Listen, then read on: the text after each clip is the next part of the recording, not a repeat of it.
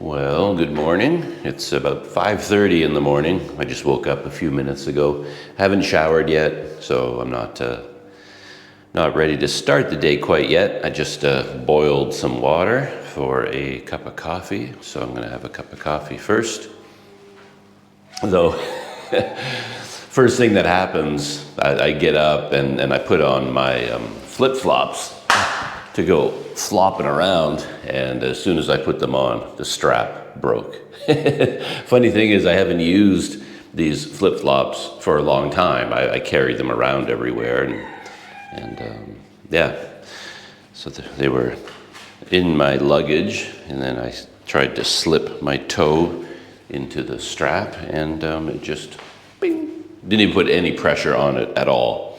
But yeah, rubber gets completely destroyed in this climate. Anything made out of rubber just melts. Plastic, rubber just dissolves, becomes brittle and weak, and then yeah, it breaks. So yeah, there's a little bit of a story with these flip-flops, because these were mine, I think. I bought a pair of them, and then the last time I was in Sumatra, like more towards Bukit, I stopped at a restaurant to have lunch, and then someone else who was there, it was actually the son of the owner, he arrived and he left, and he took one of my flip-flops and left one of his behind. So this is actually his flip-flop, and it has outlasted the one that I bought, which is kind of funny. But anyway, I got my chair back up here as my table. I normally don't have my coffee until after I shower, but I thought this time, I don't know, I'm just in the mood to have a cup of coffee, and you can hear the rooster outside.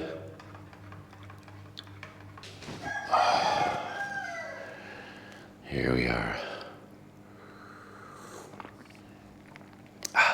Nice.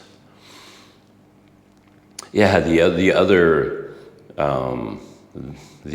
what's the word I'm looking for? I was going to say victim, but not victim, casualty. The other casualty of yesterday is the back of my neck, and I should have thought of this. I got a haircut just before I left, and when my hair was relatively long, so it was covering up my neck from the sun.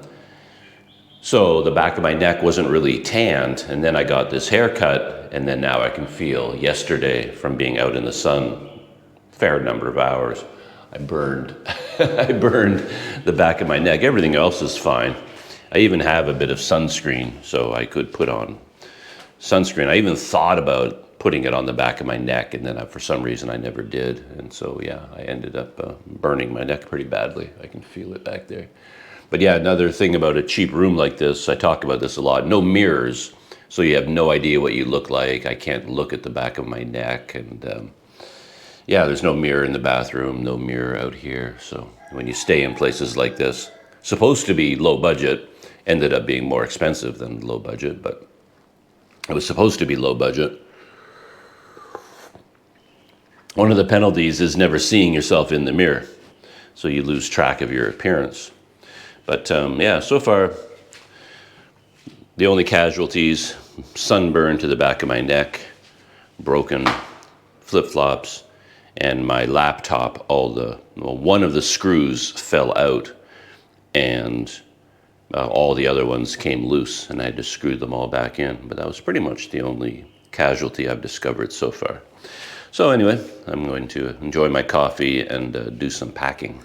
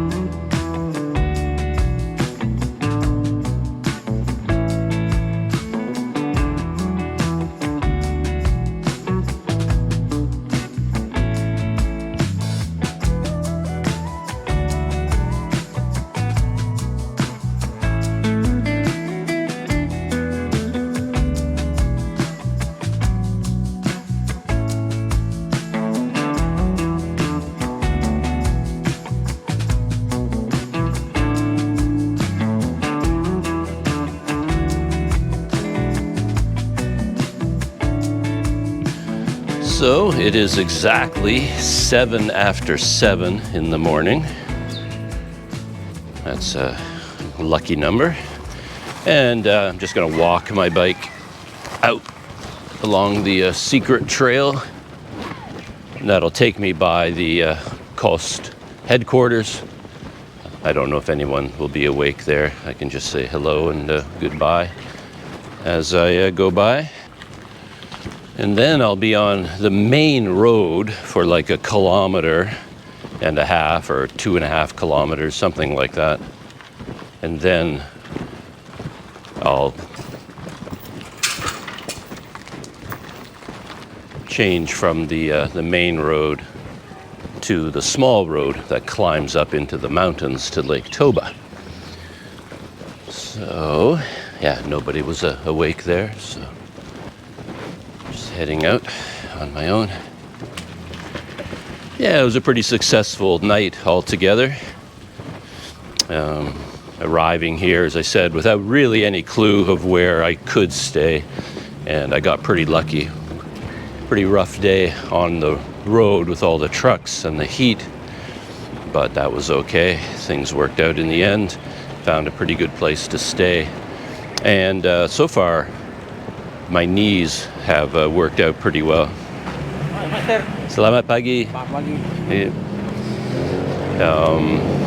As I talked about the last time I tried to do this, on the very first day my knees gave out on me, and the very first morning I wasn't really able to even walk or get out of bed. But today, yeah, everything feels fine. My knees feel fine. Yeah, not bad at all. I feel a little bit of a twinge from my left knee, but that's about it. Nothing really serious so far.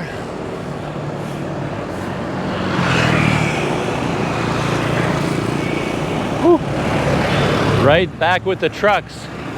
Big yellow one coming up behind me.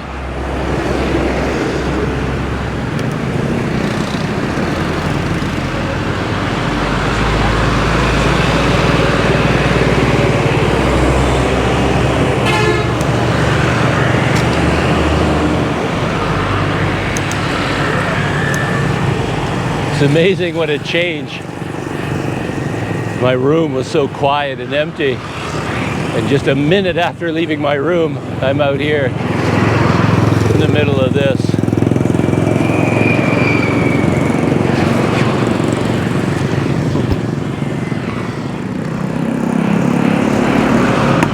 Yeah, it's quite a convoy. Yikes.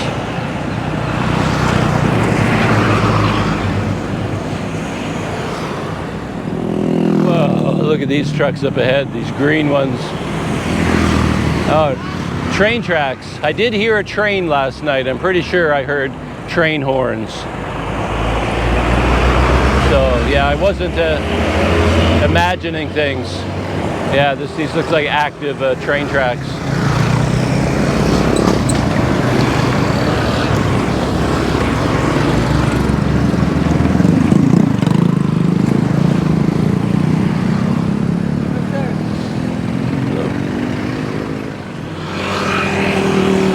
There's a bridge up ahead. I'm assuming this is the Asahan River.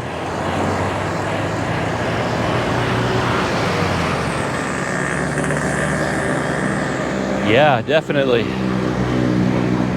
Huh, that's so cool.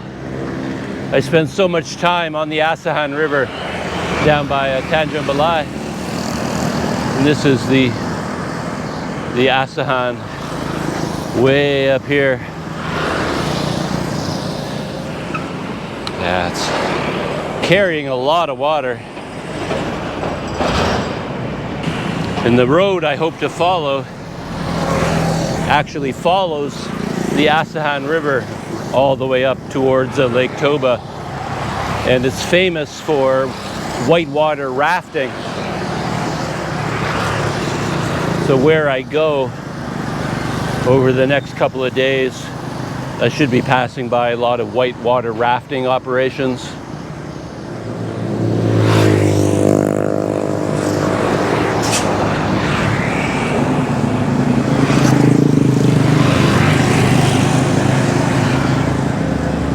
Whoa.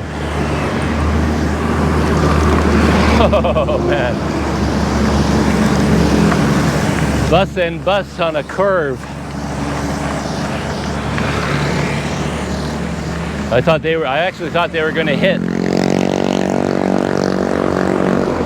And I got off the road at the very last second.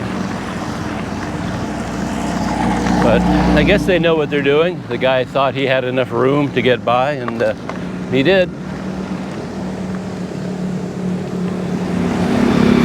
So, somewhere up ahead, I need to turn right. Oh, I just saw a couple of buses turning right there, I think. Maybe that's my road.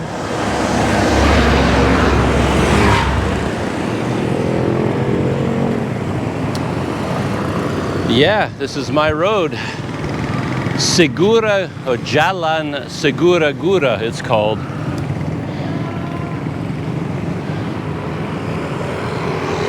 Yeah, they need traffic directors here.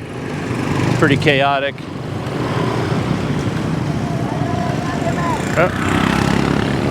Looks like I can go.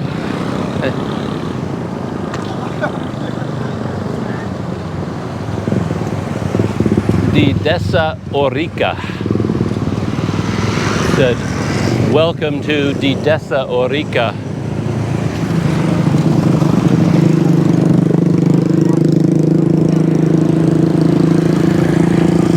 Oh, look at all these yellow trucks here for the carrying the crop.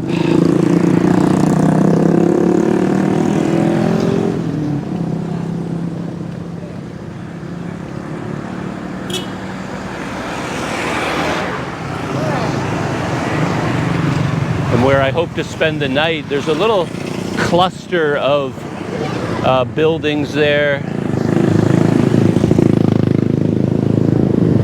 and a couple of bridges, and some whitewater rafting companies developed this little settlement up there, and that's where I hope to spend the night.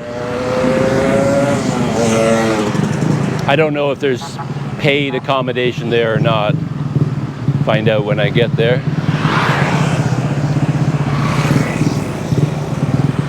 But I'm really interested in the bridges. I think they were built by the Dutch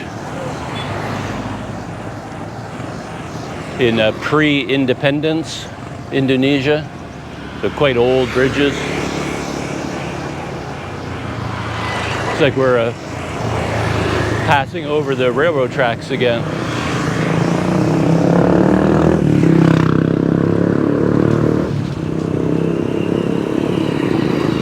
Oh yeah, if I remember right on Google Maps, this road does a lot of hard turns. Almost like right angle turns, and this might be one of them. Yeah, there's a busy market up ahead.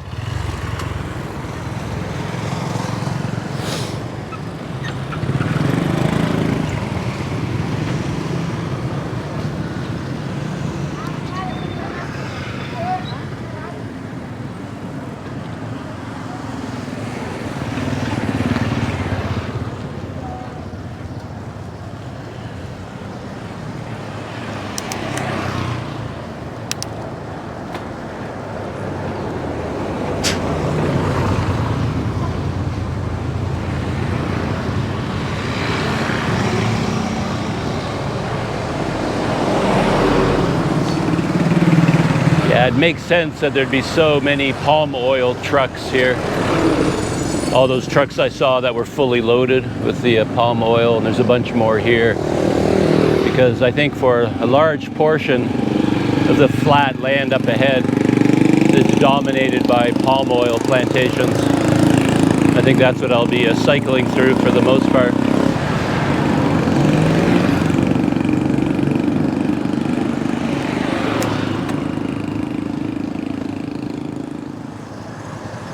Quite a busy little town here.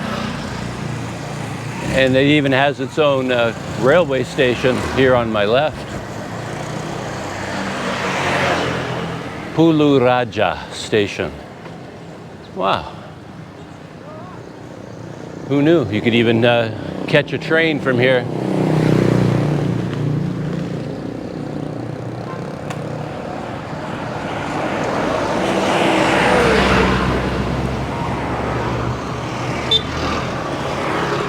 Good morning, sir. Good morning.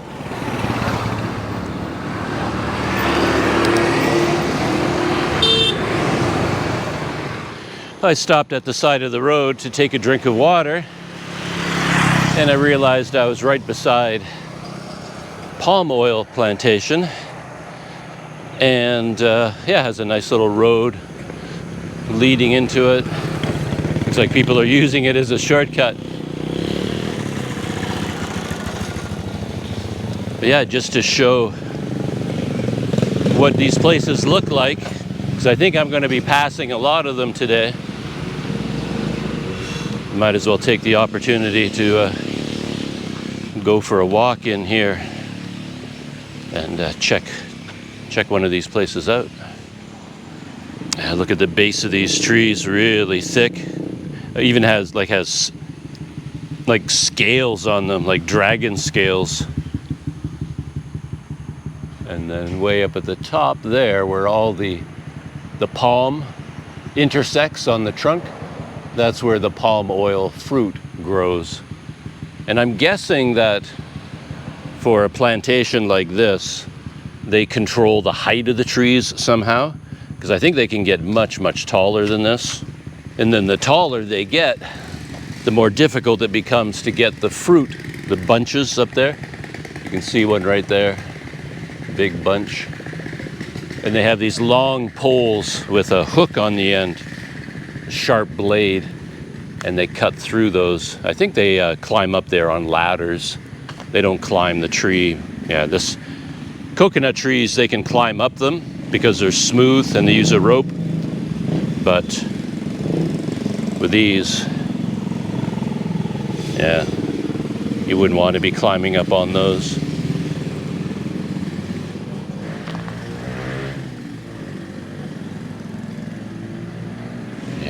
That. So when you look at this from satellite view, it's quite interesting because you can see they're laid out in nice rows like a plantation, spaced exactly right. So when you look at them from satellite view, they look like a series of dots, like pinpricks on the landscape, just all perfectly spaced, thousands and thousands of them. But there you have it, palm oil trees. With the palm oil fruit bunches right there.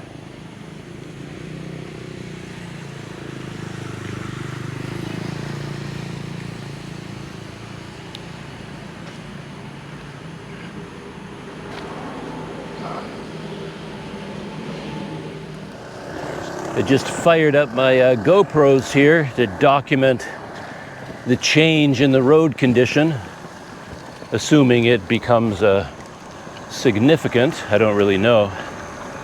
By significant, I mean if it stays rough from now all the way to the end and really slows me down. Or it could be just a brief section of rough road and then it goes back to normal. I don't really know.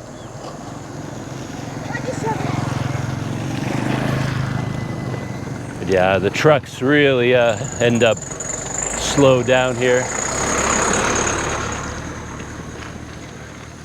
Ooh, there's a small load of palm oil on my right there. Guy got a flat tire.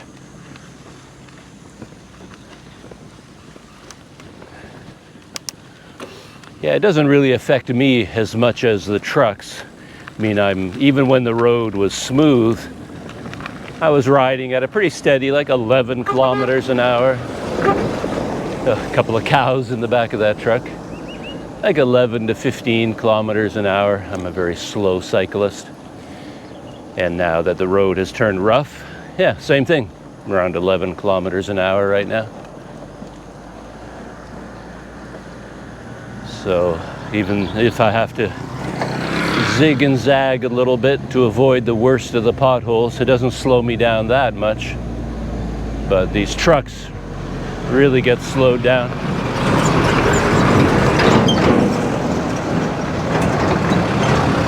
And buses. It's the first, oh, it's a school bus, it says. I was going to say it's the first bus that passed me on this section of road.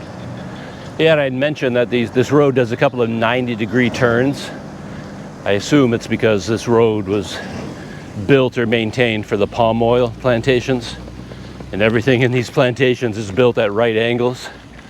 So this road actually goes straight, and behind me it turned 90 degrees to the left, and now it's turning 90 degrees back to the right.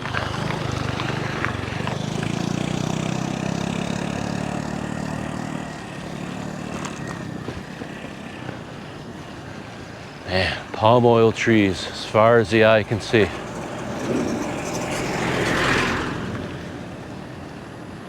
Yeah, these ones are different. I mentioned the first field that I checked out, the tree trunks were very squat, like wide and squat. And then these ones are much taller and thinner. Huh. I wonder, that could just be the age of the trees. Or did they actually grow them in a specific way to be either short or tall? I have no idea.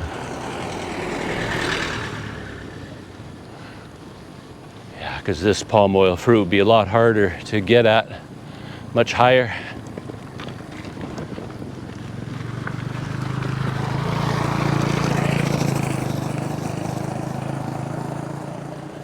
I always end up feeling sorry for car owners when you get into areas like this, because you know they buy the brand new nice four-wheel drive SUV, whatever it is, and then these roads would tear them to pieces. Just as another in my endless series of technical experiments, I disconnected my Rode Wireless Go microphone, so now I'm just using the built-in microphones on the GoPro Media Mod. It would just be a lot easier to do that, because with the Rode, it's always the cord is unplugging because of the bumpy road, or it's hard to keep the microphone in place, and you have to keep turning it on and off to conserve battery, and it's just a lot of work. It'd be a lot easier if I could just use this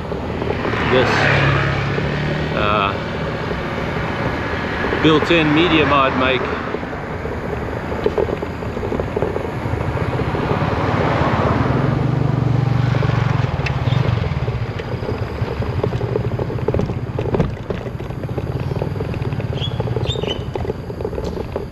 And right up ahead is a clearing in the palm oil plantation. Looks like on my left some kind of a different crop, and on the right maybe those are young trees, haven't grown up yet. So getting a bit of a view of the mountain range up ahead, but I'm not really sure what I'm looking at here.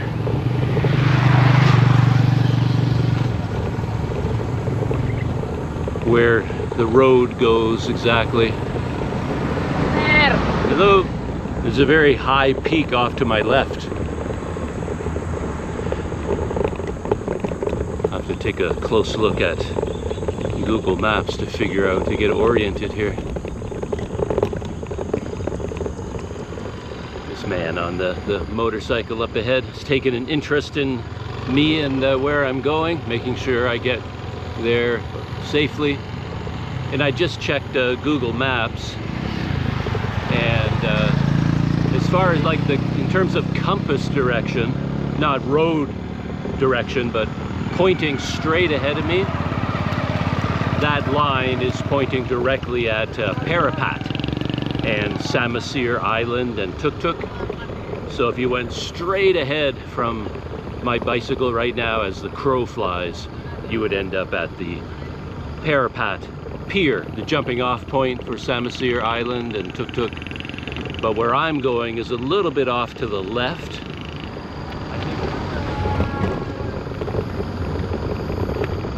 So we're leaving the open area and now heading back into palm oil plantations.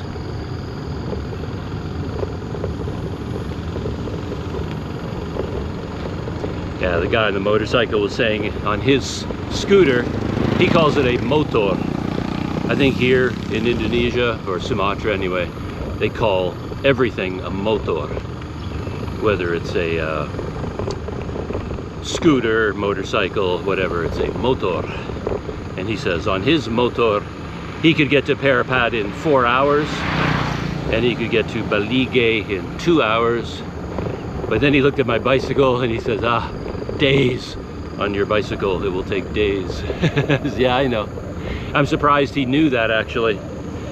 Most people have very inflated expectations about how far you can get on a bicycle.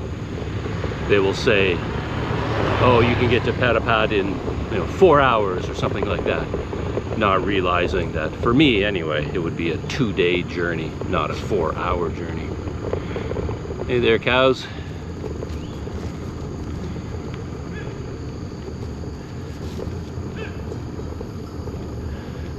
Yeah, it makes me wonder about cows, whether they mix well with palm oil plantations. Like, would it make economic sense to have a herd of cows grazing underneath these trees? Is this nutritious grass for them? Would it benefit the trees, plantation owners, to mix oil palm with cows? Yeah, I have no idea. Kind of got all this open land you'd think the cows would enjoy. I don't know if there's enough water for them here and enough grass. Yeah, I don't know. I don't normally see herds of cows in the plantations.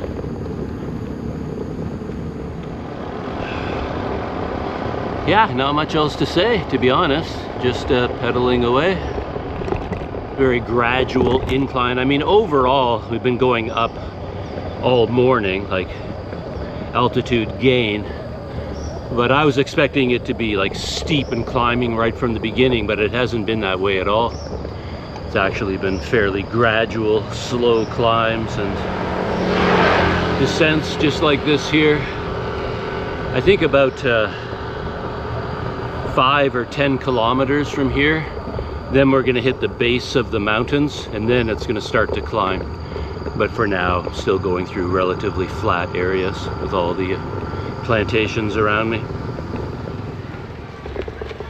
So I couldn't find my bakso place, or any place with bakso, but right here I stopped for a cold drink, that little shop behind me. And right across the road, looks like a very pleasant little eatery that has like a standard selection, rice and various things. So thought I would grab something to eat over here. So it looks like you can sort of pick and choose.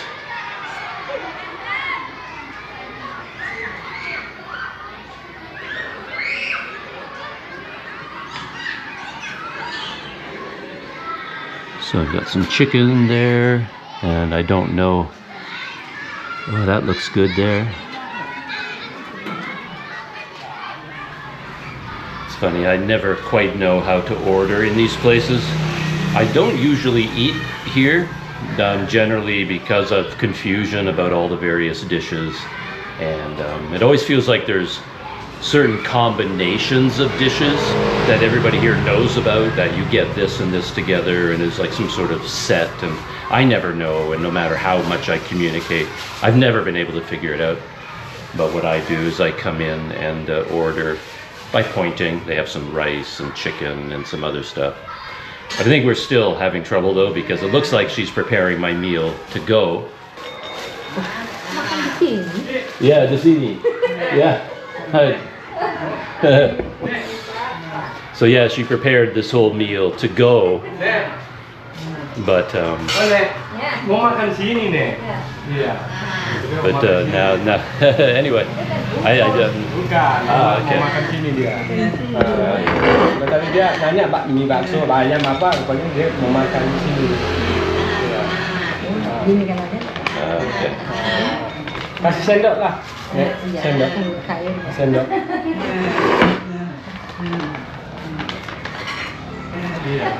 But we're slowly getting it sorted out. The key word is Dicini to eat here, and now we're setting it all out to eat. Yeah.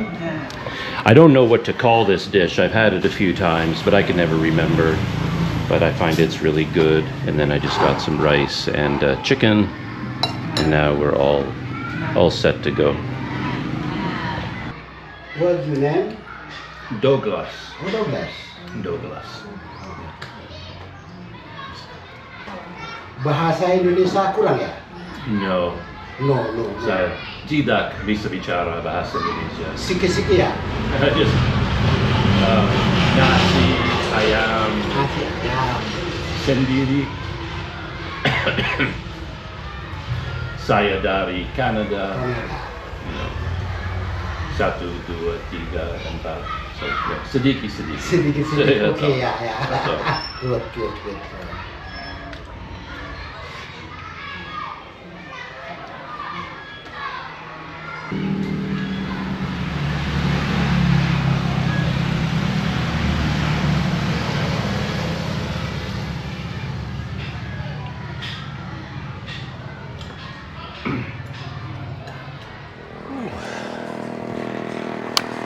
So that was lunch or brunch. I guess a brunch. It's about 10:30 in the morning. There's the place behind me. You can probably still see it. Yeah, as I said, I don't generally eat at those restaurants, though they are pretty much the most common type of restaurant here that you'll find on the roads as you're traveling around.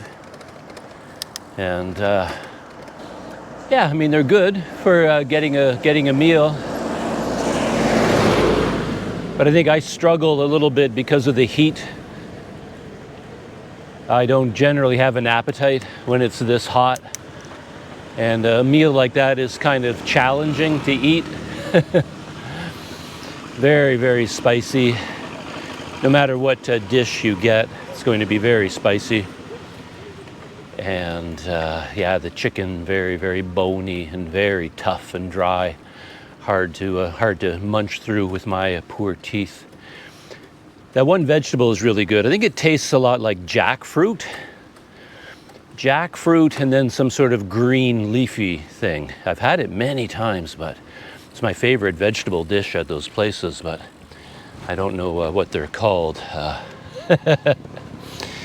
Yeah, I did my best in terms of communicating, but didn't really communicate at all. It takes a lot of effort for some reason. I usually like my meals to be very simple and easy, perhaps more plain rather than really, really spicy. Whoa, here's a real bumpy section of road.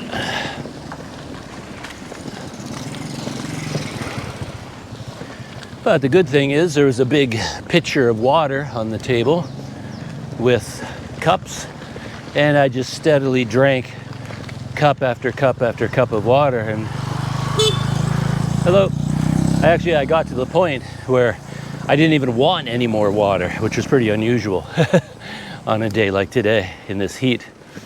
So you knew I'd really filled up the tank if I actually got to the point where I didn't even want to fill up my glass again.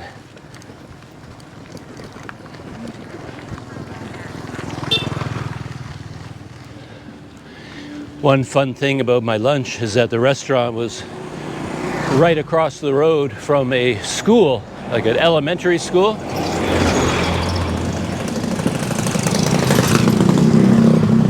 And all the kids were getting out and going home. I think it might have been a special day or something. Maybe they seemed to be marching around a lot. They were all in like children's military uniforms, even military hats with ribbons and things. And A lot of the kids had Indonesian flags. They might be preparing for a school ceremony for Independence Day. It's coming up on August 17th. Big, countrywide celebration. So they might be getting ready for Independence Day. Anyway, being across from the school was fun because all these kids were going home and all their mothers and fathers came to pick them up on their motorcycles. And it's really cool to see these women in particular. Some of them show up on like dirt bikes with like exposed mufflers, revving the engine and high suspension, changing gears. And they show up, roar up on these things, and then 3 little girls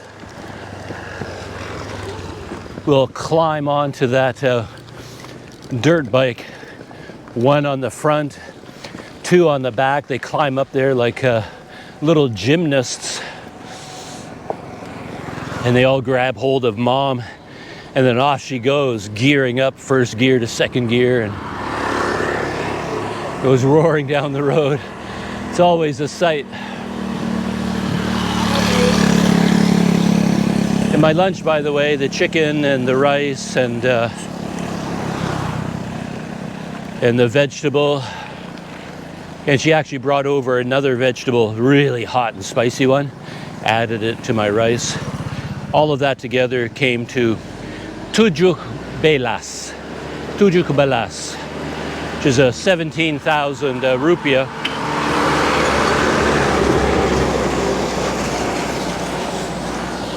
And at the current exchange rate, I think that's about $1, just slightly more than $1 US. So, yeah, we've really headed into some up and down morning districts here. Very steep climbs and then steep downhills, very short ones. And yeah, going up and down, and then huge potholes. You really have to keep your eye on the road. When you're going downhill, of course, you're tempted to just let go of the brakes and just hit top speed, but it's way too dangerous here. Before you know it, you're going to be on top of a big pothole hiding in the shadows, and it's going to finish you off. So yeah, I tend to go very slow downhill and even slower uphill. But yeah, we're into some ridges here, going up and down constantly.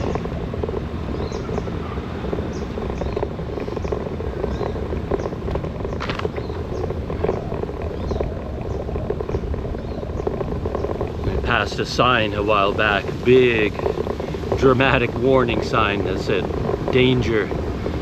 You're heading into a landslide prone area, and I can see that.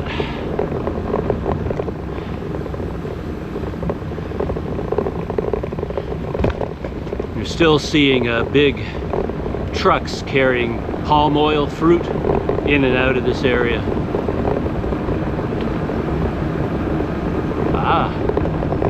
There's the Asahan River on my right. Beautiful.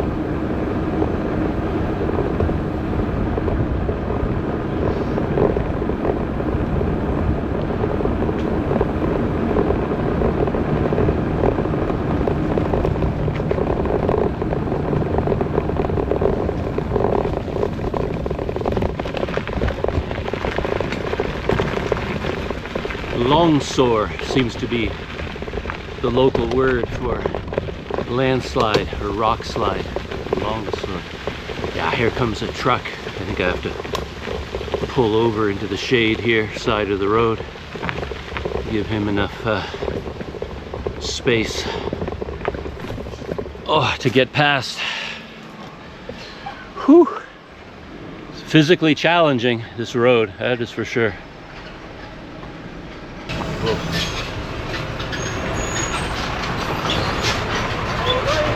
Nope. Yeah, these two trucks are pretty lucky. They just happen to be meeting at a wide spot in the road there.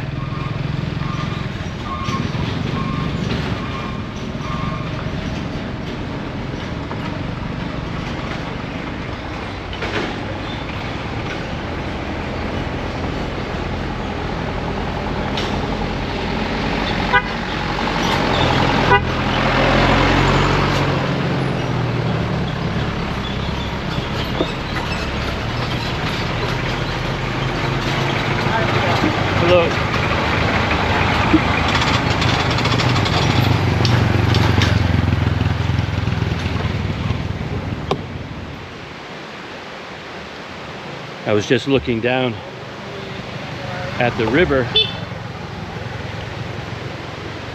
and I noticed just through the trees I spotted a small bridge, like a pedestrian bridge. That ought to be quite interesting to check out.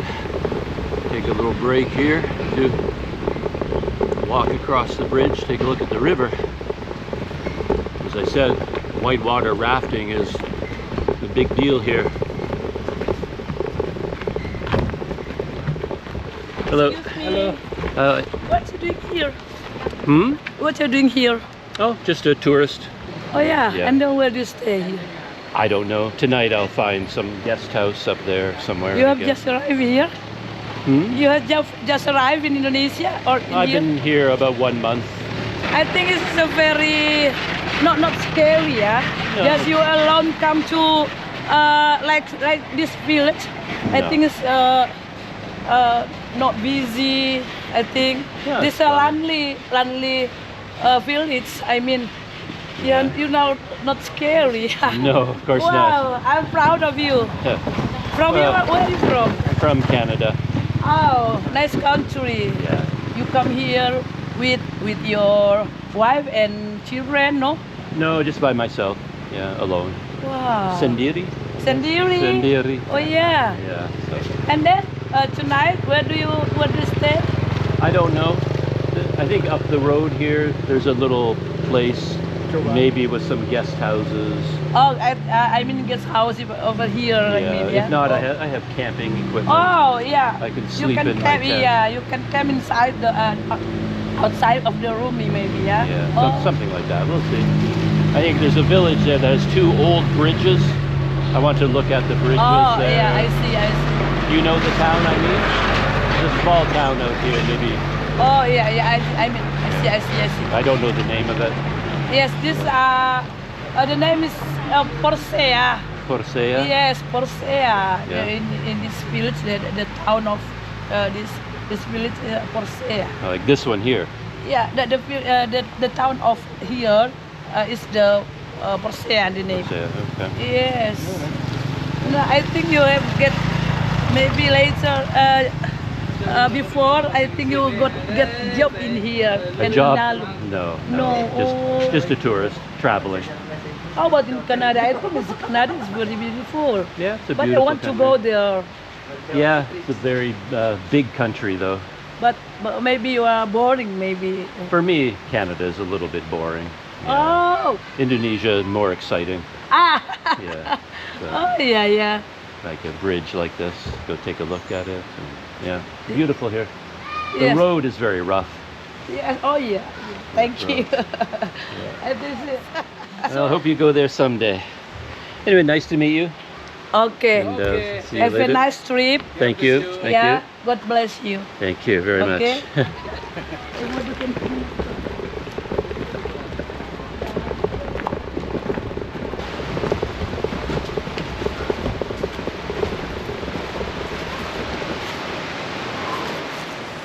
Yeah, so here's the bridge. I might have ridden right past it, except I just caught a glimpse of it through the trees. Says a little bit of a warning sign. 4-person maximum at a time, up to 300 kilograms. And I don't know what the other warnings are. Ah, look at that.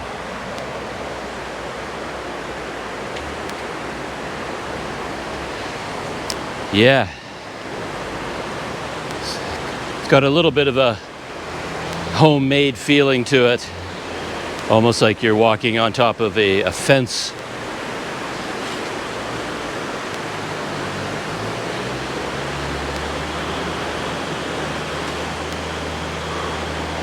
And there it is, the mighty Asahan River. Crazy. That's beautiful. Reminds me very much of Canada, of course. As soon as I see a river like that with some white water, makes me think I'm in northern Ontario or the Rocky Mountains somewhere.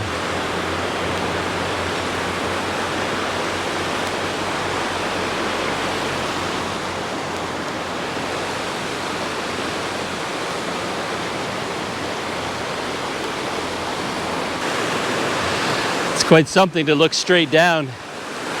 You get dizzy very quickly because of the flow of the water. Makes it feel like you're falling over.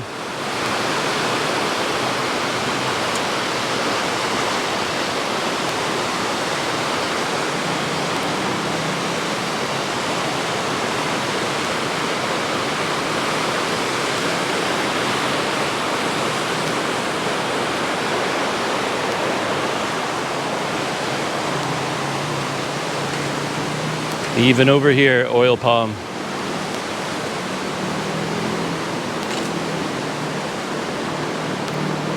Get a nice close-up look of it, at it.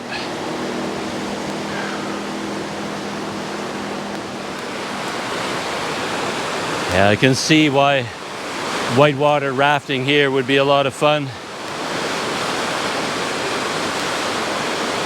Water's moving pretty fast, but it's quite a wide river even here.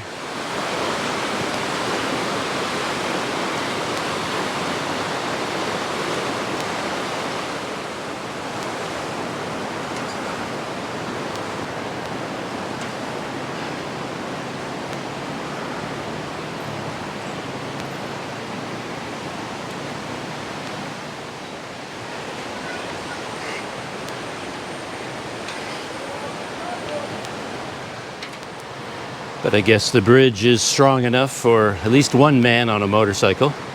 I saw one guy already go across on a motorcycle, and this is the second one. Yeah, just barely enough room for his handlebars. Any larger motorcycle and he wouldn't make it.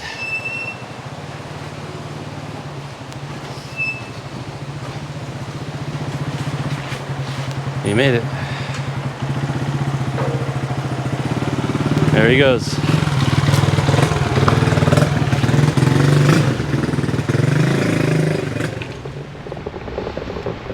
Oh yeah, I did a Google Translate on that sign, and it said no stopping, like in the middle of the bridge, like no standing there or sitting.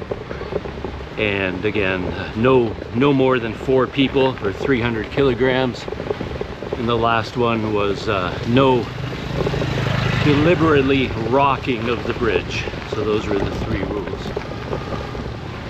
Whew. And since we're down at a river level, that's usually the lowest point on the road. And then right after the river, it's usually when there's quite a steep climb. And I'm at the bottom of a steep climb right here.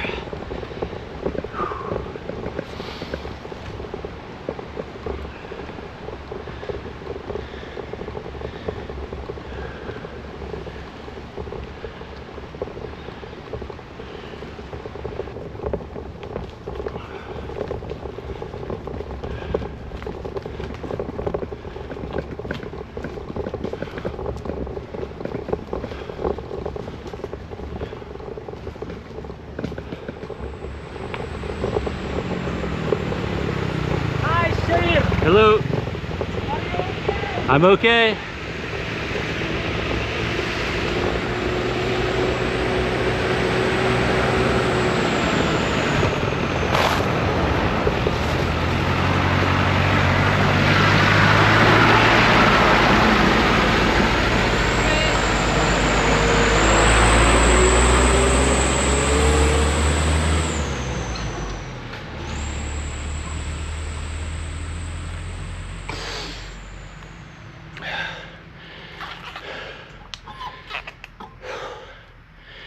Yeah, I'm not really in good enough shape for this kind of climb.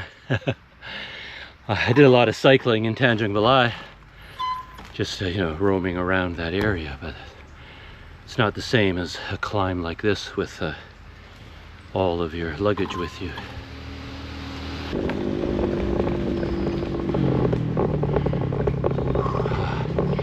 The road flattened out a little bit. I can catch my breath. Regain some strength in my legs for a minute.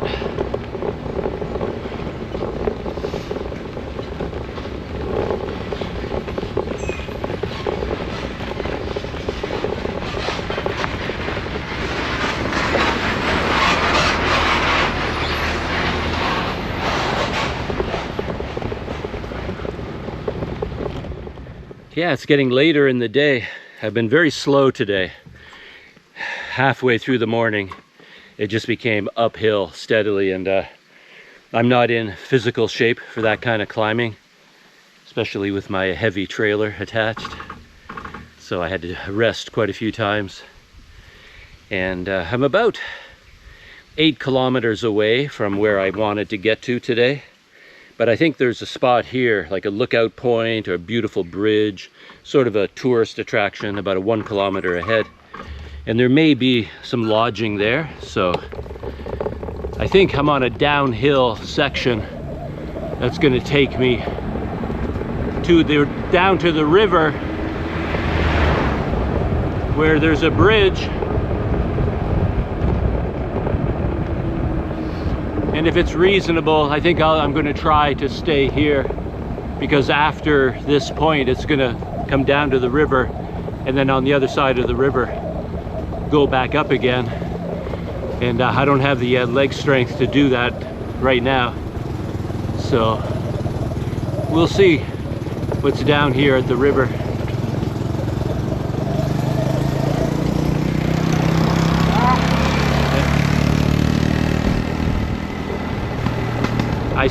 I talked to someone at the side of the road, and they said that there was some kind of lodging here, but I don't see anything on Google Maps, and it may not be that easy to find. Yeah, it's been so hot today. It's just been brutal. I found a spot by a church that had kind of a balcony there, and I took like an hour-long nap in the shade on their balcony. They had some benches there. I tried to take a picture, but I couldn't even take a picture because my phones said that they were too hot. My phones were overheating, and they wouldn't take a picture.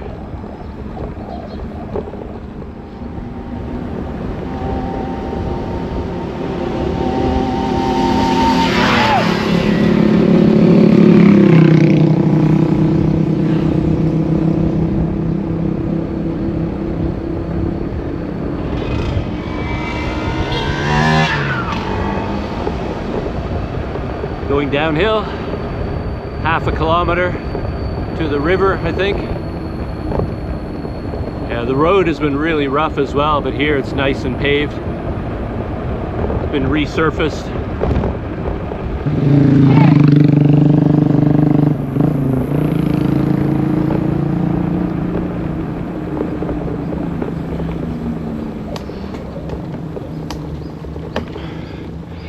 Yeah, even the tiniest hill I have to drop down to first gear.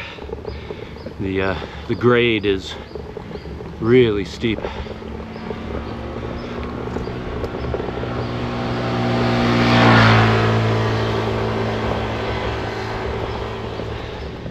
So I reached this kind of a tourist attraction here. I don't know what's here yet, but I found this small place where I could get a drink right here. And I got a juice. So, apa? Okay.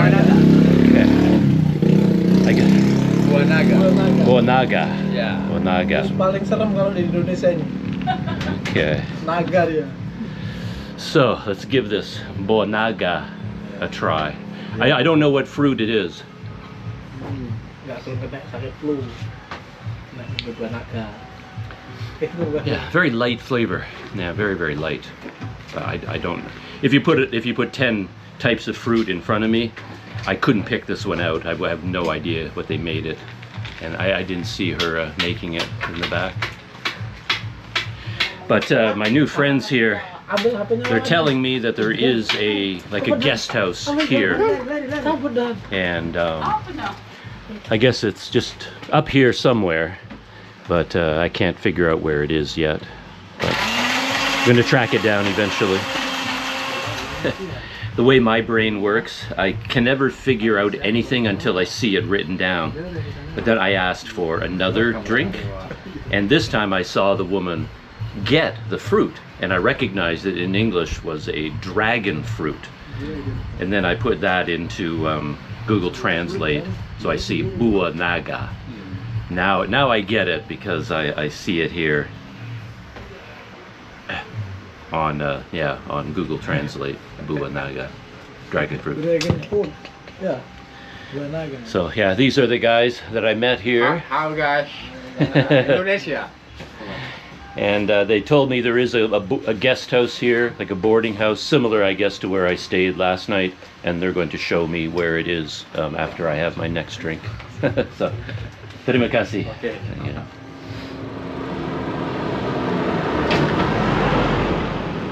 So, just leaving from the place where I had the dragon fruit drink. I had 2 of them. And then I took the leftover ice from both, combined them, and then just kept filling the glass with water and drank glass after glass after glass of ice water. It was amazing. Could have sat there for 2 hours just drinking. I don't know where all the liquid goes. But yeah, one of the guys I was talking to there, he's going to show me where this guest house is. Okay.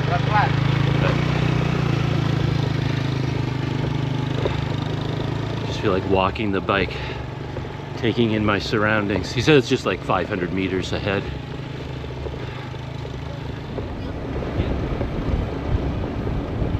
Yeah, I wonder if I could have found this place on my own. Won't know until we see it, like whether it has signs or not. Quite often you can't find these places by yourself. You need local help. Whoa, didn't see that bump coming.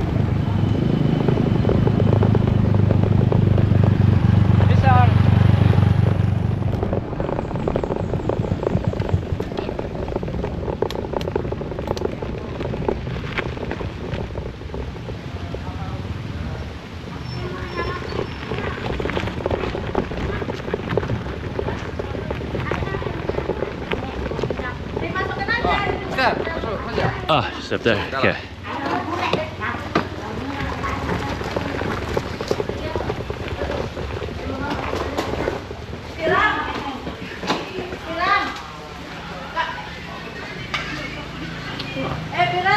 Motel lounge. Ah.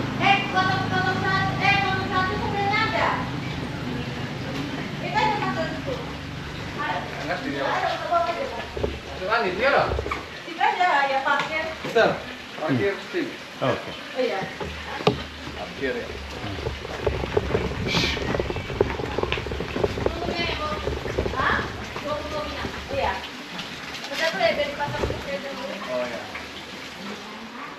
Well, I seem to have fallen backwards into a very nice situation. Yeah. I don't know if I would not have recognized this, I don't think, as a hotel or like boarding house. Again, you get into that weird situation here where, like, if you ask for a hotel, they will say no hotels. Because in their mind, a hotel is the Sheraton or the Hilton, something like that. You have to ask for lodging or a guest house, like Penginapan, Losman, Kost, something like that. And then you go around and around and around in circles. There's so much confusion. But eventually something happens. And then they brought me to this place. And yeah, it's right on the road. And this is the room that they're showing me. No air conditioning because you're higher here. You're getting higher, so it's cooler. You don't need air conditioning. So it's fan only. And so this is my room, Kosong 1. And you don't get a private bath. She said it was down here.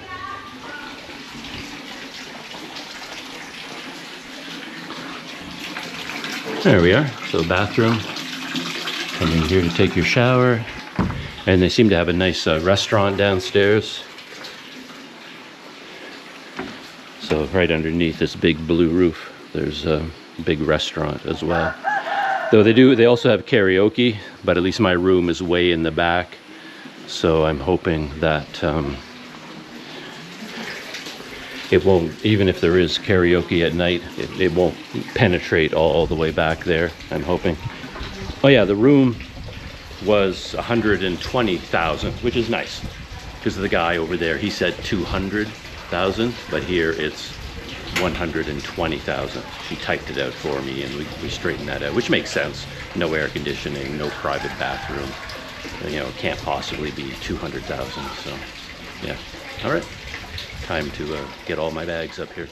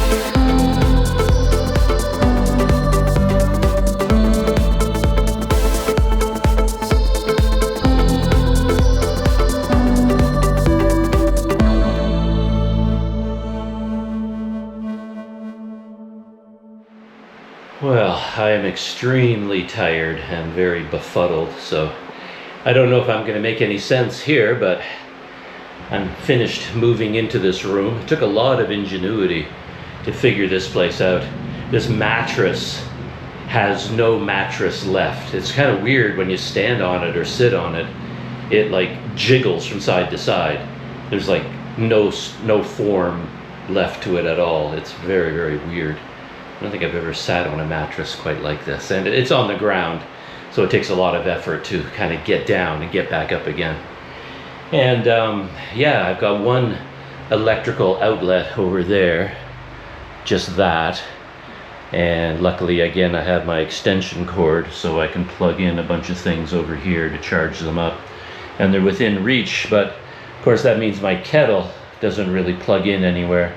I have all of these plugs dedicated to certain things like smartphones, laptop, etc. So there's no extra plug there for the kettle, and there's nowhere, the kettle, even if I plugged it in there, it wouldn't reach this table if the table was underneath. So anyway, I figured out a way I could put it on the windowsill and put it there.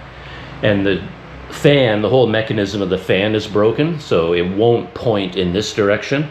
So what I had to do was twist it away from the wall and then put my flip-flops behind it, jam them in there so it bends it and points it in this direction, so I get a little bit of fan.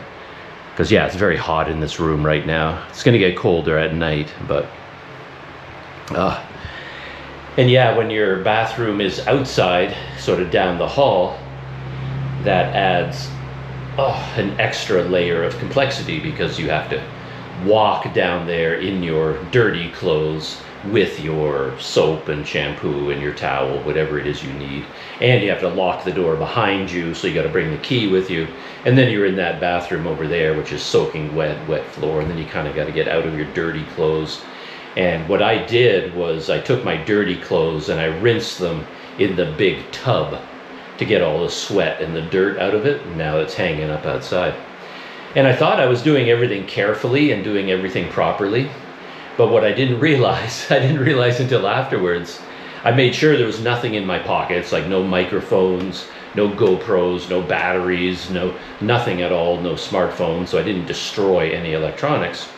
But then I'm leaving the bathroom and I'm coming back to my room, and then I thought, hold it, I need a key to get into my room. Where is the key?